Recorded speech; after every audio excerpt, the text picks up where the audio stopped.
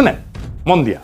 আপনারা জানেন আশুলিয়ায় যে 7টা লাশ, আপনি ভাবেন, মানে আপনি চক্ষু বন্ধ করে অসুস্থ হয়ে যাবেন আপনারা আবার যদি চিন্তা করেন যে আপনার ভাই, আপনার বাবা, আপনার সন্তান, এই 7টা লাশের মধ্যে 6 জন মৃতদেহ ছিল আর একজন জীবিত ছিল, শহীদ 6 জন।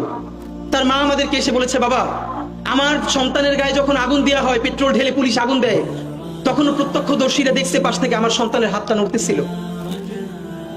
এই ট্রমা আপনি নিতে পারবেন না।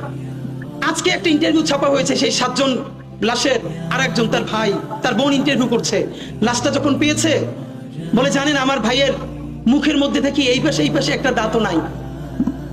আমার ভাইটার চেহারা এত সুন্দর ছিল, ওরে কবর দেওয়ার আগে ওরে যদি পোড়াই না দিত, অন্তত ওরে জড়াই ধরে দিলে চুমু দিতে পারতাম। ওরে জড়াই ধরে চুমু দেওয়ার মতো অবস্থা ছিল না। হাসিনা আমাদের সাথে শুধু হত্যা করে নাই, সন্তান তার বাবার লাশটা দাফন করবে। এখনো রায়ের বাজারে আমরা অনেকবার গেছি, 150-র উপরে বেওয়ারিশ লাশ, 1 বছর হয়ে গেছে।